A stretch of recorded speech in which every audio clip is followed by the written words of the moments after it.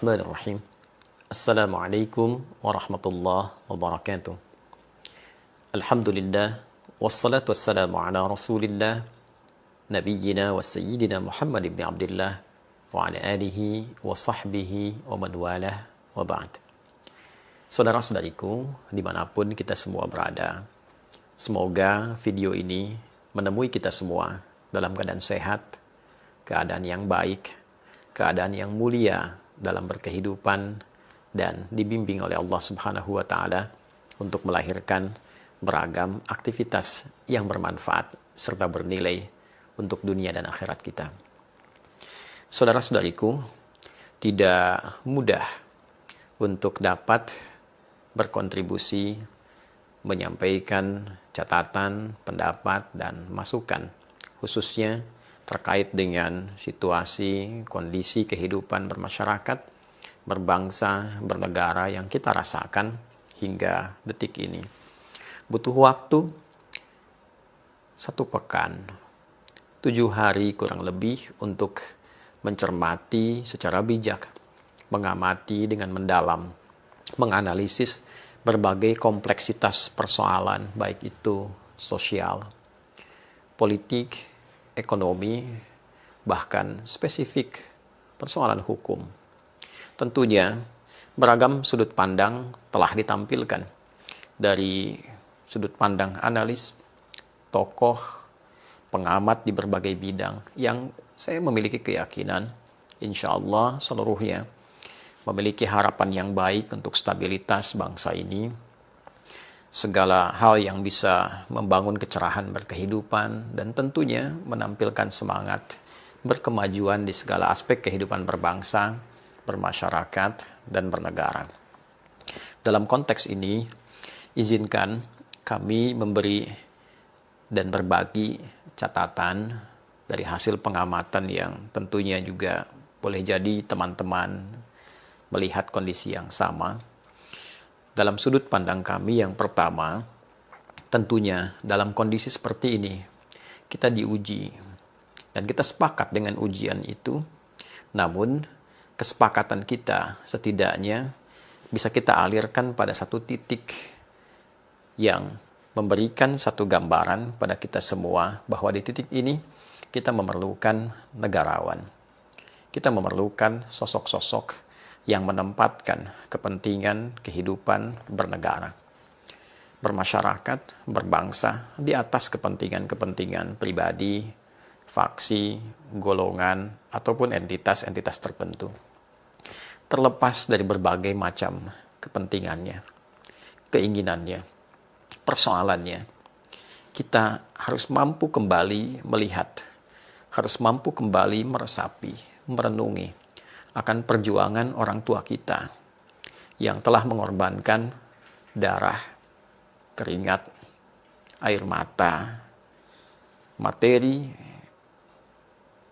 jiwa yang tak dapat dinilai, yang diwariskan dalam bentuk semangat dan pengetahuan di makam-makam yang bisa kita akses, di pelajaran sejarah yang kita kaji, yang semua pengorbanan itu diharapkan menghadirkan generasi masa depan, anak cucunya, kita semua yang meneruskan semua itu untuk mengisi pembangunan negeri yang telah merdeka ini, negara yang telah berdaulat ini, dalam kebaikan, persatuan, stabilitas, dan kemajuan yang menginspirasi. Tentu jika kesadaran ini kita bangun pada diri kita, dalam aspek apapun itu, tidak akan kita mengorbankan kepentingan yang lebih besar hanya untuk menampilkan keinginan-keinginan terbatas, bisa parsial, bisa individual. Terlalu besar pertaruhannya. Bukankah yang berkorban itu juga orang tua kita semua? Bukankah ada generasi ke depan, anak cucu kita, yang memiliki hak yang sama, bahkan lebih barangkali dibandingkan kita, untuk dapat meneruskan perjuangan dan menikmati kehidupan berbangsa, bernegara, bermasyarakat yang tenang. Dari sudut pandang ini, tentu beragam bentuk persoalan yang dirasakan kita tarik pada dimensi praktikal. Yang memiliki persoalan-persoalan hukum, Tidak harus dengan persoalan itu mengorbankan kepentingan yang sangat besar. Mohon maaf jika kalimat ini terlalu mendalam, tapi berapa banyak nyawa yang harus dikorbankan? Di samping materi, fasilitas umum, hal-hal yang mendukung kemaslahatan kehidupan bermasyarakat, berbangsa, mesti terkoyak hanya untuk melampiaskan hasrat tertentu. Dalam konteks kehidupan bersosial, apakah diharuskan satu aspirasi, keinginan diiringi dengan bentuk hal-hal yang sifatnya terlihat dan nampak merusak dalam konteks kehidupan yang lebih luas? Dalam kehidupan politik, apakah hasrat untuk meraih kekuasaan, kedudukan, mesti juga dibayar dengan pengorbanan yang luas, bahkan boleh jadi mengiris dan menghancurkan pondasi kehidupan berbangsa dan bernegara? Saya kira kita tidak menginginkan semua itu. Saya yakin semua kita anak bangsa menginginkan kehidupan yang tenang, yang baik. Dan di titik inilah sikap negarawan mesti ditampilkan. Kita membutuhkan, sekali lagi yang pertama, para pemimpin khususnya, para elit. Kita menunggu sifat-sifat negarawan yang sejati itu. Harus dibangun satu sifat kolektif untuk berkonsolidasi di semua aspek elit pemerintahan. Untuk melihat lebih dalam ke belakang, lebih jauh ke depan. Lihat kembali spirit perjuangan membangun bangsa ini. Lihat kembali anak cucu kita yang akan mengisi kehidupan berbangsa bernegara ke depan. Belum cukuplah kedudukan yang dititipkan sampai detik ini. Harta yang dihasilkan sampai detik ini. Kehormatan yang telah diberikan untuk membuat para elit-elit ini bersepakat membangun bangsa dengan suasana yang lebih baik. Ini persoalan yang pertama. Jadi bila semua sudah punya sifat kenegarawanan, walaupun tidak harus akumulatif 100%, saya kira di titik ini kita lebih bisa mengerti dan menyikapi persoalan dengan bijak. Kalimat ini tentu bagi sebagian kalangan awam dirasa masih lebih umum. Saya ingin berikan catatan-catatan dan masukan-masukan praktis yang sifatnya mungkin bisa lebih terakomodir dan boleh jadi wallahu a'lam, tapi kami berkeyakinan sedikit banyak mampu menyerap aspirasi di kalangan masyarakat luas. Dalam aspek hukum misalnya, bagi institusi-institusi yang terkait berkelindan dengan penanganan ini, di kepolisian misalnya, penting kiranya melakukan konsolidasi internal untuk bisa menyerap berbagai macam keluhan, kegelisahan, bukan hanya aspirasi yang dihadirkan oleh masyarakat, tapi juga mampu mencatat, mampu mendata keluhan apa saja, kegelisahan apa saja yang dirasakan oleh masyarakat umumnya terkait dengan interaksi yang terhubung dengan tugas-tugas kepolisian di lapangan. Tentu dengan catatan ini, bila kemudian diteruskan untuk membuka ruang komunikasi dengan menyerap segala bentuk kegelisahan, segala bentuk keluhan, atau secara umumnya aspirasi-aspirasi itu yang ditangkap dengan serapan yang baik, membuka ruang komunikasi, dan terjadi ruang dialog dengan masyarakat untuk menerangkan secara terbuka. Saya memiliki keyakinan bahwa setidaknya berbagai bentuk ekspresi-ekspresi yang ditampilkan saat ini, bahkan ada yang terlihat juga cenderung merusak dan sebagainya, itu bisa tereliminasi, termitigasikan, mana memang yang ingin menyalurkan kebutuhannya, mana memang tindakan kriminal yang harus ditindak. Lebih praktikal lagi, tentunya konsolidasi di dalam yang kuat, yang melahirkan satu kekompakan, satu komando untuk mengatasi beragam persoalan dengan cara-cara yang persuasif, yang baik. Ini tentu juga akan lebih cepat mengatasi eskalasi-eskalasi tindakan yang tidak baik yang terus kemudian statistiknya meningkat. Saya ambil contoh misalnya tentang almarhum Afan Kurniawan. Semoga Allah memberikan tempat terbaik, memberikan kesejahteraan dan kebaikan untuk beliau di alam kubur dan kemuliaan untuk keluarga yang ditinggalkan. Terlepas dari itu semua, bila mungkin bisa dilakukan dari pihak kepolisian, Selain juga telah tentunya bertakziah, mengunjungi, dan melakukan pendekatan yang baik untuk keluarga, akan bisa lebih efektif jika orang tua dari korban ini bisa dipertemukan dengan 7 orang yang telah ditetapkan sebagai tersangka perbuatan dimaksud, dan 7 ini dipersilahkan meminta maaf, menjelaskan kondisi-kondisi mereka, meminta maaf kepada kedua orang tua. Lalu kedua orang tua memberikan respon dan menyampaikan pada masyarakat bahwa secara konstruksi sosial ini telah selesai. Tinggal proses pidananya secara hukum yang berlaku, silahkan diteruskan oleh kepolisian. Tentu dengan pernyataan ini, saya kira tuntutan-tuntutan yang terkait dengan almarhum setidaknya bisa selesai, bisa tuntas. Alhamdulillah bila ada kesempatan 7 orang ini berziarah ke makam, diberi kesempatan dan menyelesaikan masalah sosialnya, tinggal fokus pada masalah pidananya. Di titik ini, saya kira itu bisa meredakan persoalan dan memitigasi di lapangan. Jika ada kemudian suara-suara kembali meneriakan hal dengan persoalan yang telah tuntas ini, maka proses mitigasi itu bisa mudah dilakukan. Dan dengan mitigasi ini, klasifikasi pun ada ruangnya.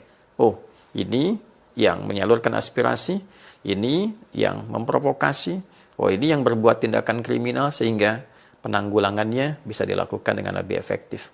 Ada konstruksi lain yang mungkin banyak diberikan masukan oleh masyarakat, tapi dalam ruang yang berbeda. Tentunya itu yang bisa didialogkan untuk kemaslahatan ke depan. Sisi lain, dalam konteks ini, tentu masalah politik juga tidak lepas dari sorotan, terutama konstruksi politik kita yang memang memerlukan banyak catatan, banyak kajian penyelarasan, dan banyak masukan untuk perbaikan-perbaikan ke depan. Dalam konteks ini yang menjadi sorotan khususnya dalam ruang legislasi, di legislatif. Pun demikian di eksekutif dalam konteks yang berbeda. Sorotan terkait dengan legislatif, saya kira beragam bentuk masukan telah ditampilkan. Tapi pada intinya, masyarakat belum menemukan satu ruang komunikasi yang efektif dari rakyat ingin menyalurkan masukan kepada wakilnya. Dan ditemukan satu jarak yang sangat jauh dari gerbang sampai ruangan. Belum sampai ruangan pun di dalamnya beragam bentuk testimoni yang ditampilkan oleh wakil rakyat itu sendiri. Yang menyampaikan bahwa dinginnya AC, kursi yang empuk, kadang-kadang membawa suasana kantuk yang dalam. Bisa digambarkan dengan jarak yang demikian jauh itu, bagaimana suara-suara masyarakat, rakyat yang mewakilkan kepentingannya, bukan kedaulatannya. Karena kedaulatan tentu tidak bisa diwakilkan pada siapapun dari setiap warga negara Indonesia ini. Tapi kepentingan yang harus diserap sebagai aspirasi ini terasa jauh untuk didengar, terasa sulit untuk disimak. Maka ada baiknya, saya kira, desain bentuk bangunan yang dulu disiapkan untuk Ganevo oleh Bung Karno itu, yang memberikan makna keterbukaan, serapan aspirasi, kemudian harapan-harapan yang menghijau, sesuatu yang baru untuk kebaikan bangsa yang menyatu, akan lebih baik bila diusulkan secara praktis, dibukanya ruang komunikasi. 1 bulan 1 kali, dari daftar masyarakat yang alih-alih menuliskan dengan demonstrasi untuk izin, lebih baik dibuka pagar itu, didaftar dalam sebulan berapa yang ingin menyalurkan komunikasi dari aspirasi mereka, diberikan jadwal yang tetap untuk ditemui, diberikan rekaman yang bagus, dipublikasikan hasilnya, diupdate progresnya. Saya kira itu akan lebih efektif. Para rakyat yang mewakilkan aspirasinya, kemudian disampaikan dengan jadwal yang terukur, diterima dengan baik. Masyarakat tidak harus membawa sesuatu yang membahayakan, apalagi membawa alat-alat yang dapat merusak. Pintu dibuka, ruang diberikan, didengar aspirasi. Ini akan lebih efektif dibandingkan mungkin ada dana taktis yang harus datang ke masyarakat, menyerap aspirasi, berikan kesempatan mereka untuk datang yang memberikan kontribusi langsung berupa pemikiran, aspirasi, atau keluhan yang memang selayaknya untuk didengar. Itu akan lebih efektif. Yang kedua, tentu terkait dengan pola komunikasi, dan ini telah banyak disoroti. Bukan hanya kemampuan untuk menyampaikan satu statement, bukan perkara public speaking. Saya kira penting juga para anggota dewan ini belajar tentang sosiolinguistik, melihat variabel-variabel di masyarakat, bisa memetakan dengan bijak sehingga bisa memberikan statement yang arif, yang tidak beresiko menurunkan bahkan menjatuhkan kehormatan para anggota dewan yang melekat sifat terhormat di dalamnya. Ini penting. Dan yang ketiga, saya kira ini persoalan mendasar dan cukup dalam. Dan ini butuh kajian yang lebih lagi. Konstruksi di legislasi kita itu didasarkan kepada satu penyatuan aspek politis. Di dalamnya ada ruang-ruang kepartaian, membentuk fraksi. Sementara dalam konteks kepartaian sendiri, terlihat dari sudut pandang saat kita melakukan pemilihan umum, baik itu untuk legislatif, pun demikian pemilu untuk kepemimpinan dari level daerah sampai dengan pusat. Agak berat untuk tidak mengatakan bahwa sistem kepartaian saat ini yang ada lebih dekat kepada pola-pola industri, lebih dekat kepada pola-pola industri. Kalimat ini kiranya penting untuk dikaji, untuk dicatat. Sehingga resiko yang muncul, proses transaksional itu, mau tidak mau potensinya, mau tidak mau, sekali lagi, potensinya akan terlahir, baik diharapkan atau tidak diharapkan.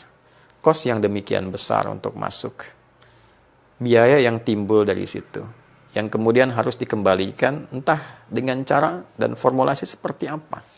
Sehingga pola ini membawa dampak pada kebijakan-kebijakan yang seringkali tidak mudah ya untuk dilakukan, yang seringkali membutuhkan satu bentuk kegiatan-kegiatan untuk sekedar melegitimasi hal-hal yang tadi ingin didapatkan, sehingga setidaknya bisa mengembalikan modal-modal yang telah dikeluarkan di awal. Ini menjadi perbincangan rahasia umum yang tersebar di masyarakat. Mungkin ke depan usulannya bagaimana konkretnya? Boleh jadi ke depan itu, catatan kami, usulan kami, mungkin unsur DPR ini bisa dibagi dua. Dewan Perwakilan Rakyat bisa dibagi dua unsur. Satu, ada yang mewakili khusus dari aspirasi masyarakat dari daerah-daerah. Itu yang disebut dengan DPD, Dewan Perwakilan Daerah, yang mewakili menyerap aspirasi langsung dari masyarakat, senator-senator itu. Mungkin akan baik bila 580 itu komposisinya bisa dibagi dua. Sehingga bila kita bagi dua, 580 dengan 290. Sekarang formulasi setiap provinsi diambil 4. Dan kadang tidak proporsional. Semua provinsi dengan populasi banyak atau sedikit, semuanya mewakili 4. Mungkin ke depan bisa difikirkan. 290 orang dibagi 38 provinsi dengan dasar proporsi yang jelas, populasi yang banyak, memberikan perwakilan yang cukup proporsional, dikonsep sehingga menyerap nanti kualifikasinya di masyarakat, bukan sekedar memilih tokoh, siapapun punya peluang. Entah itu intelektual, artis, komedian, pelawak, tapi membuat kualifikasi yang jelas. Anda bisa bayangkan menjadi dosen di kampus itu ada 24 syarat. Di antara syaratnya ada kesehatan rohani, kesehatan jasmani, bebas narkoba, ada uji A, uji B, uji C. Dan ini ingin menyerap aspirasi rakyat Indonesia.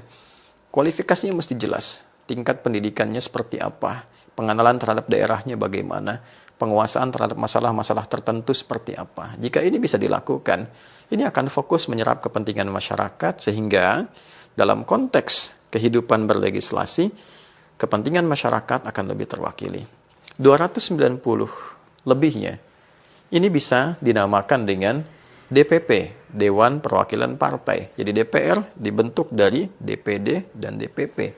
DPP inilah nanti yang memiliki fokus yang tinggi dalam konteks politik untuk melakukan check and balance dalam kepentingan politik dengan eksekutif dari segi politik. Sehingga dengan itu, saya kira fokusnya akan sama-sama saling berimbangi. Yang satu mengawal jalannya pemerintahan, kebijakan-kebijakan politiknya. Yang satu menyerap aspirasi masyarakat untuk didialogkan, mencari chemistry dengan kepentingan politik yang baik, melahirkan kemaslahatan yang komprehensif. Mungkin boleh jadi bisa diterima ataupun boleh jadi bisa dikaji kembali usulan ini. Tapi dengan cara ini setidaknya cost untuk bisa dikeluarkan tidak terlalu melahirkan resiko-resiko transaksional untuk ke depan. Baik itu persoalan yang berada di lingkup dewan ataupun juga yang diterjemahkan dalam konteks pemerintahan di eksekutif. Karena bila pola ini terjadi, pada akhirnya semua kebijakan apapun yang akan dijalankan, dieksekusi dalam konteks pemerintahan di institusi manapun, karena harus bergerak berdasarkan undang-undang. Undang-undang dibahas kemudian di Dewan Perwakilan Rakyat dan tidak menutup kemungkinan potensi transaksional akan selalu terjadi. Tidak menutup kemungkinan sehingga semua saling mengikat.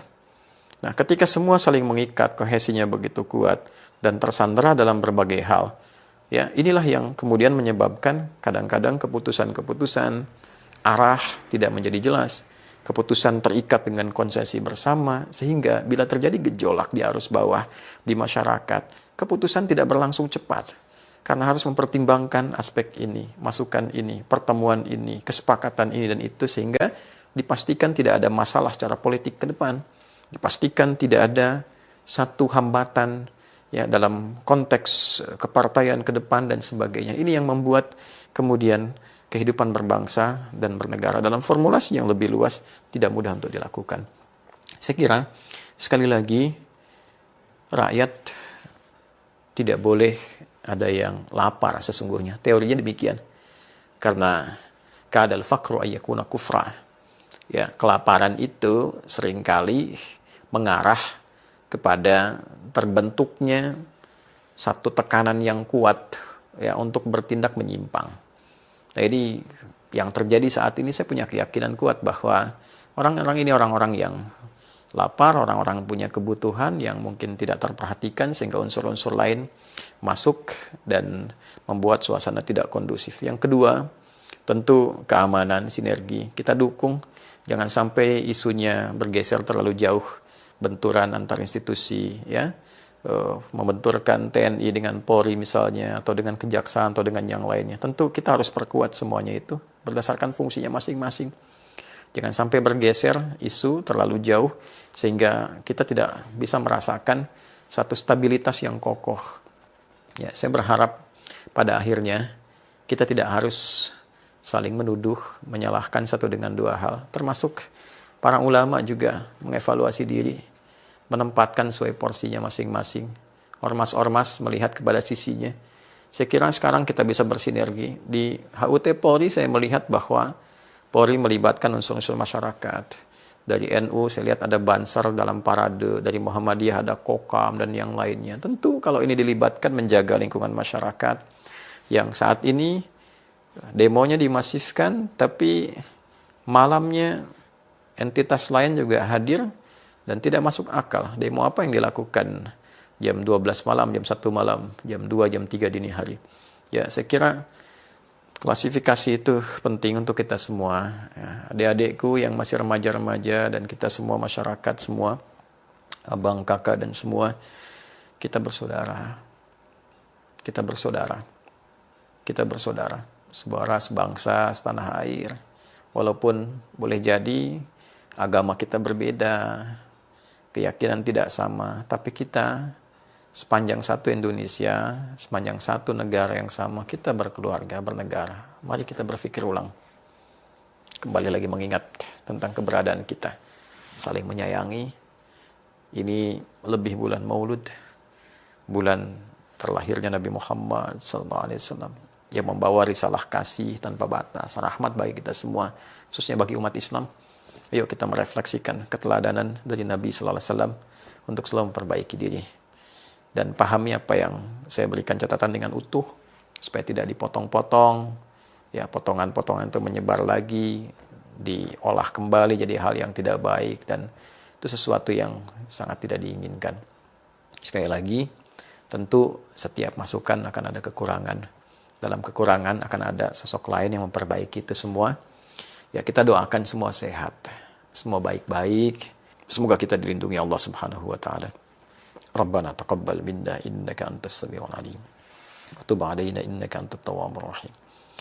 Allahumma aslih ahwalana ma yuqarribuna ilaika warzuqna ya Allah as-salam was-salama والطمأنينة والسكينة في حياتنا الاجتماعية، واحفظ بلادنا إندونيسيا واجعلها بلدة طيبة أنت ترضاها.